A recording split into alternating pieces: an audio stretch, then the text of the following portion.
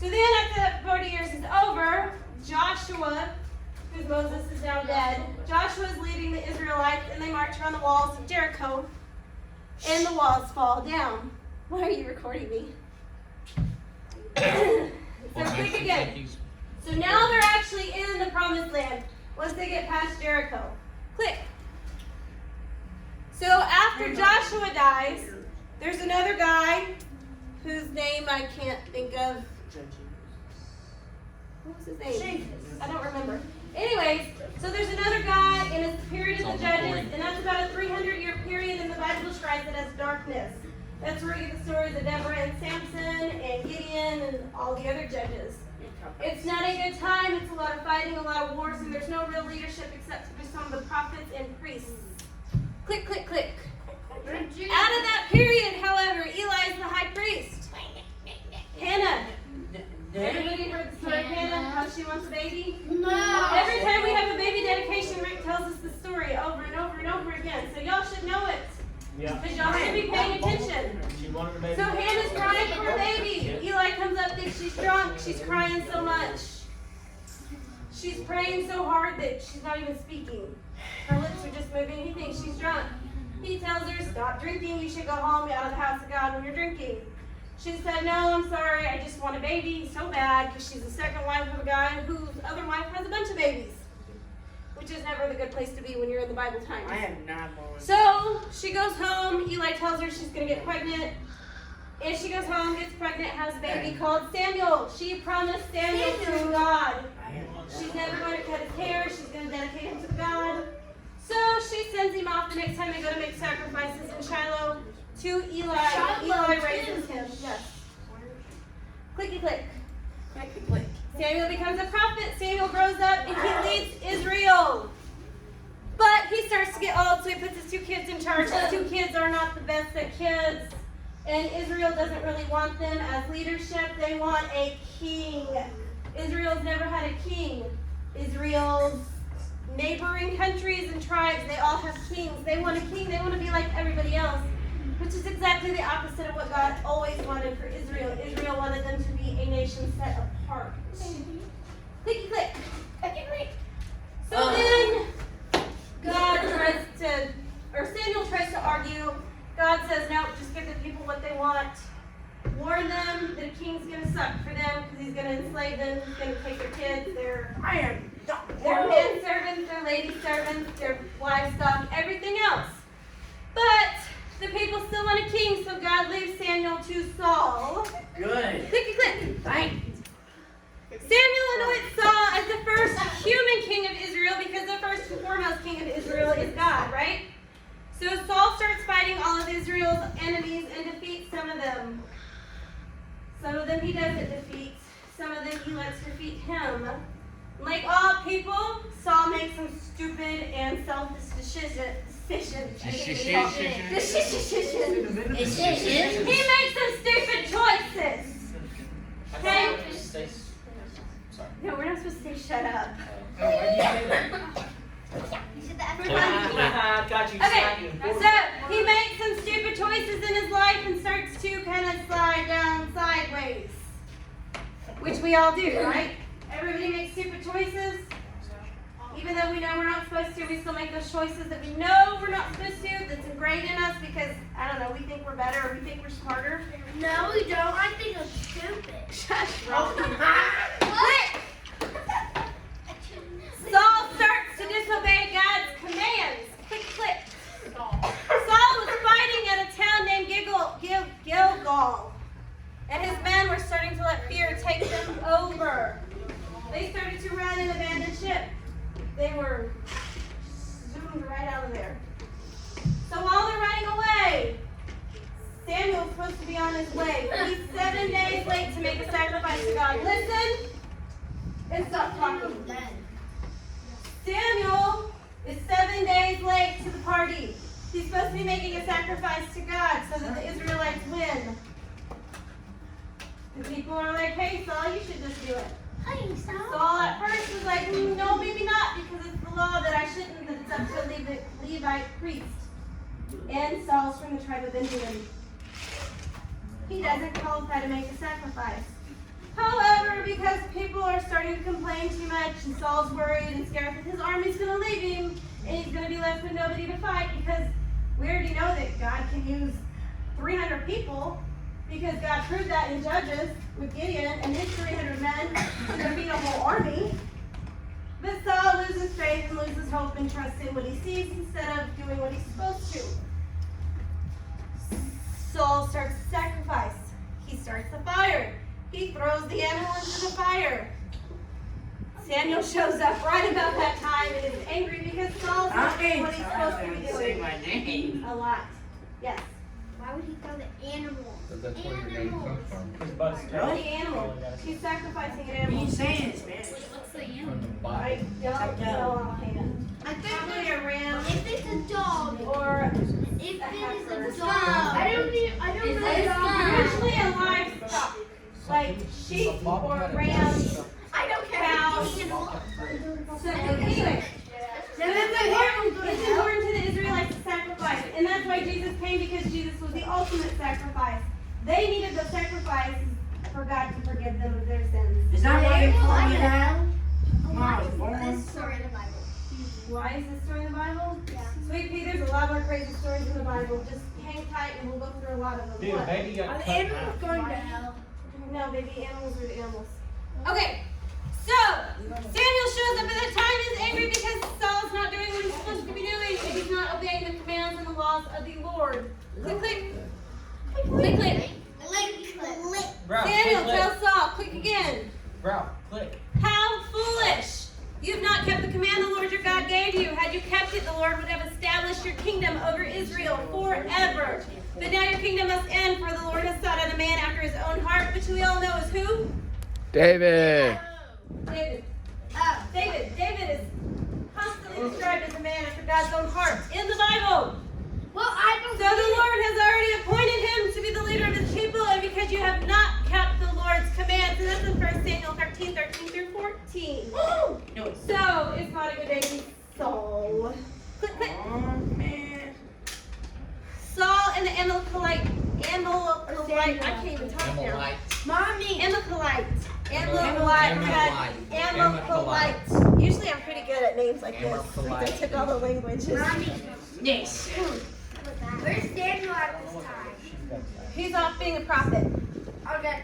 Okay. Wow. Click. Jessica. Click, click, click. A clicky click. So, click. in 1 Samuel 15, Samuel tells King Saul that God commands Saul to defeat the whole Amalekite nation, to kill all the soldiers, some other people, all the people, kill all the livestock. Right? For a reason. God always has a reason. Food.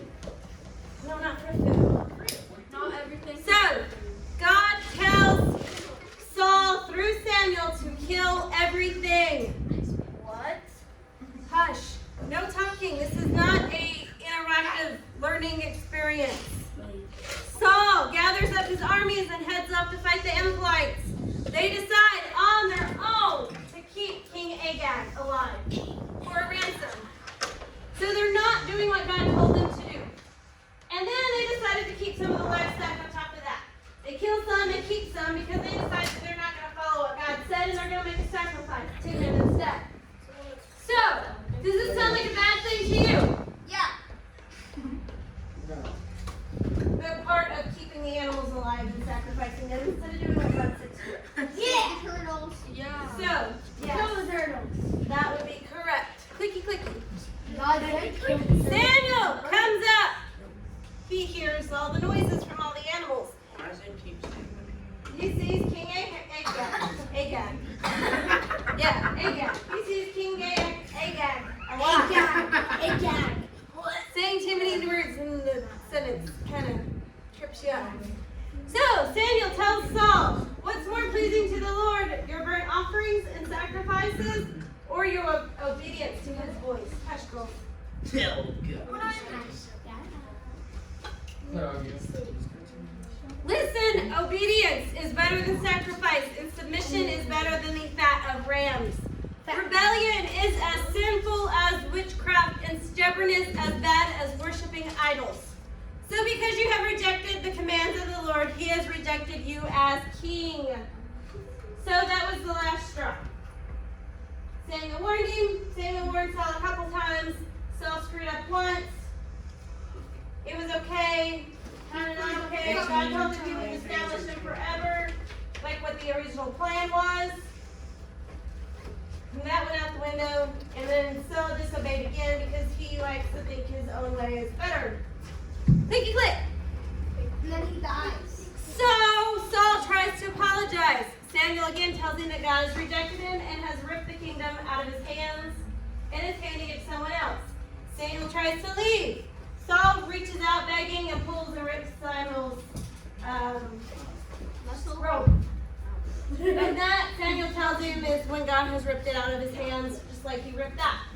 So Samuel tells Saul that God's picked someone better than him. Just straight out. You aren't the best. God's got somebody else in mind that's way better than you.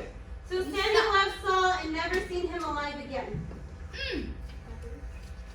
Samuel was kind of sad about it. He went home and wept and fasted and cried and prayed for Saul, but that didn't help very much. So because of these actions, God tells Samuel that he was sorry that he ever actually made Saul king. He regretted the decision that he had made, kind of like when he destroyed the whole world with the flood with Noah. He said he was sad that he made his creation stop.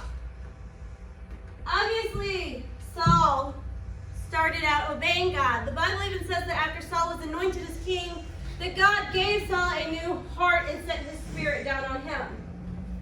But like us, Saul decides that he has his own free will and can make his own decisions and make stupid ones. Yes, he made stupid decisions. Like Willow. Hush, Ralphie.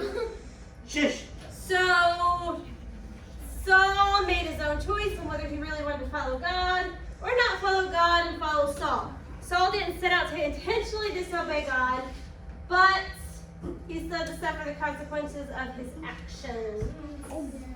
Clicky click. So rather than obey God from his heart, Saul was driven by trying to please the people and was given superficial acknowledgement to God. So he would say, hey God, yeah, you're God, blah, blah, blah, rock on. But then he'd go over here and he would not do what God's telling him to do. So that is what superficial means. You gotta face it, but you're not really doing it. You don't have the actions to back it up. He's been doing this the whole time. I thought he was sleeping. No, he's been recording the whole thing. He probably is asleep with his eyes open. I think he's good.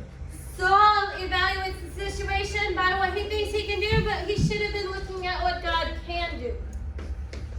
So, What are you doing on me? I'm not. You can stop, because you're going back to kids. Saul lived by his side, trying to please people instead of faith and trying to please God. Saul didn't really care about God's commandments and his laws. And like I said, only a Levite can sacrifice.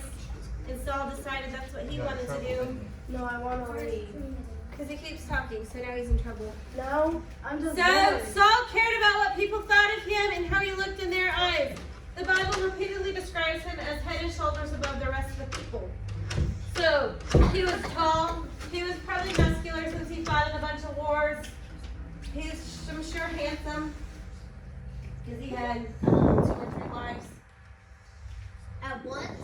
Yeah. Isn't that a sin? No. Back then. Back then was a little different than now. So, clicky click. I know that I have problems obeying sometimes, just like King Saul. I think my way is better, and I don't want to listen to anybody's correction, even if that correction is coming straight from God. Right? Is anybody in the same boat? Nobody? She especially hates it when it comes from me. What? I'm perfect. He told us not You're to. perfect. What is it? Yeah, right. Ah. You make yourself Well, perfect. it's- We make mistakes and don't want the correction Yeah. Sometimes. sometimes. Especially on my You Jesse. might want, y'all might want to say